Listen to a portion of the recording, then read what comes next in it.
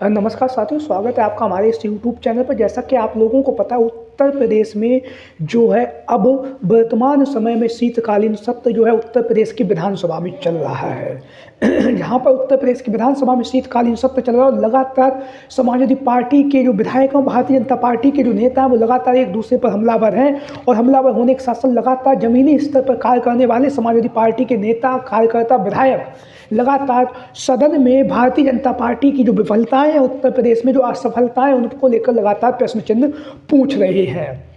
जहां पर लगातार भारतीय जनता पार्टी पर उत्तर प्रदेश में समाजवादी पार्टी के जो विधायक हैं, विधानसभा में बेरोजगारी, महंगाई, भ्रष्टाचार और जिस तरह से लूट की जो वोट की जो लूट की जो बात आप लोगों ने देखी होगी, उसको लेकर लगातार सरकार को घेर रहे हैं और लगातार सरकार पर हमला बोल रहे हैं। इसी बीच में हम आपको बताते चले, भारतीय जनता पार्टी के लिए जो मुश्किलें हैं वो दिन प्रतिदिन बढ़ती जा रही हैं। उसका पहला कारण ये भी है क्योंकि शिवपाल सिंह यादव जी के द्वारा ऐलानिया कहा गया है विधानसभा में 2027 के विधानसभा के चुनाव में भारतीय जनता पार्टी पूरी तरह से उत्तर प्रदेश से साफ होने जा रही है। दूसरा कारण ये भी है कि जिस तरह से भारतीय जनता पार्टी जोश और उत्साह के साथ आगे बढ़ रही है, तो वहीं पर एक भारतीय जनता पार्टी के जो विधायक हैं, उनकी नाराजगी की जो खबरें हैं वो लगातार राजनीतिक गलियारों में चल रही हैं। शीतकालीन सत्र चल रहा है विधानसभा में, लेकिन भारतीय जनता पार्टी के जो विधायक हैं, जिन्हें आप सभी लोग जानते ही होंगे, जिनके ऊपर जो है थप्पड़ कांड जो हुआ था वो आप लोगों को पता ही है। लखीमपुर के जो विधायक हैं योगेश वर्मा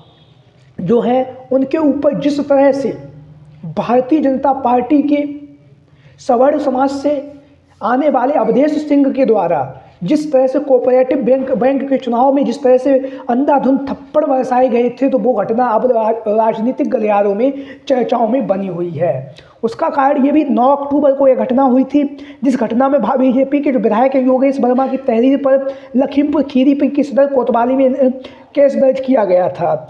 इस मामले में वकील अवधेश सिंह, उनकी पत्नी पुष्पा सिंह, संग्राम सिंह और नीरज सिंह को नामजद किया गया, जबकि 30-40 अज्ञात लोगों के खिलाफ जो है लूट, जानलेवा हमला, जान से मारने की धमकी जैसे भारतीय आधा दर्जन धाराओं में केस दर्ज किया गया। लेकिन इससे पहले भारतीय जनता पार्टी ने इस मामले में अवधेश सिंह, पुष्पा सिंह, अनिल यादव, ज्योति शुक्ला के खिलाफ एक्शन लेते हुए उन्हें निष्कासित कर दिया था। लेकिन हम आपको बताते चले, अभी भी जो भारतीय जनता पार्टी के जो विधायक हैं योगेश वर्मा के, को न्याय नहीं मिला है और न्याय न मिल पाने की स्थिति में जो है उन्होंने विधानसभा में जाना छोड़ दिया है। उन्होंने जो है एक जानकारी, जब मीडिया के साथियों ने उनसे पूछा कि आप उत्तर प्रदेश में विधानसभा में जो शीतकालीन सत्र चल रहा है, आप उसमें क्यों नहीं जा रहे हैं, तो योगेश वर्मा ने कहा कि मैं वहां जाकर क्या करूंगा, जिस तरह से मेरे ऊपर जो हमला हुआ है, अभी तक सरकार के द्वारा कोई सख्त कदम नहीं उठाए गए हैं, ना ही आरोपियों के खिलाफ कोई कार्रवाई की गई है। तो ऐसे में मैं अपने जो साथी हैं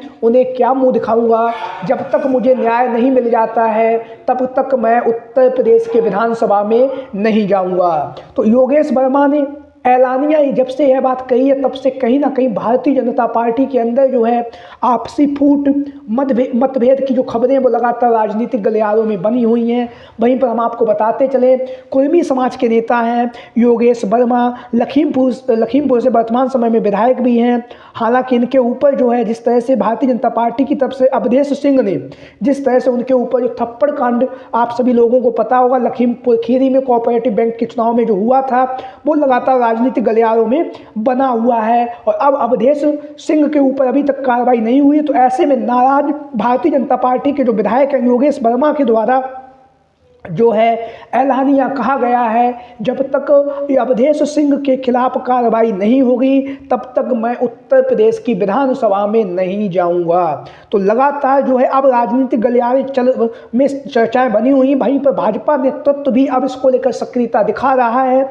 वहीं पर जो है इस मुद्दे पर अब भारतीय जनता पार्टी की तरफ से अगर सख्त कार्रवाई होती है तो खबरें ये है कि वो योगेश वर्मा जो है भारतीय जनता पार्टी में रहेंगे, अन्यथा की स्थिति में भारतीय जनता पार्टी का साथ छोड़कर किसी अन्य दल की तरफ भी अपना रुख कर सकते हैं, क्योंकि पीडीए के समाज से आते हैं योगेश वर्मा और समाजवादी पार्टी के द्वारा उनका समर्थन भी किया गया है कि भारतीय जनता पार्टी के जो अवधेश सिंह ने जिस तरह से उनके ऊपर जो है थप्पड़ कांड जो किया है, थप्पड़ बरसाए, उसको लेकर उनके खिलाफ कार्रवाई की जानी चाहिए। यानी कि दूसरे शब्दों में कहें तो समाजवादी पार्टी पूरी तरह से योगेश वर्मा के समर्थन में खड़ी हुई है और लगातार जो इसके आरोपी हैं उनके ऊपर सख्त कार्रवाई की जो मांग है वो की जा रही है। लेकिन अभी तक भारतीय जनता पार्टी के द्वारा, भारतीय जनता पार्टी के जो नेता हैं जिन्होंने योगेश वर्मा जो वर्तमान विधायक है उनके ऊपर जो थप्पड़ बरसाए थे, उनके ऊपर कोई सख्त के साथ कार्रवाई नहीं की गई है। तो ऐसी स्थिति में अब जो है योगेश वर्मा ने अब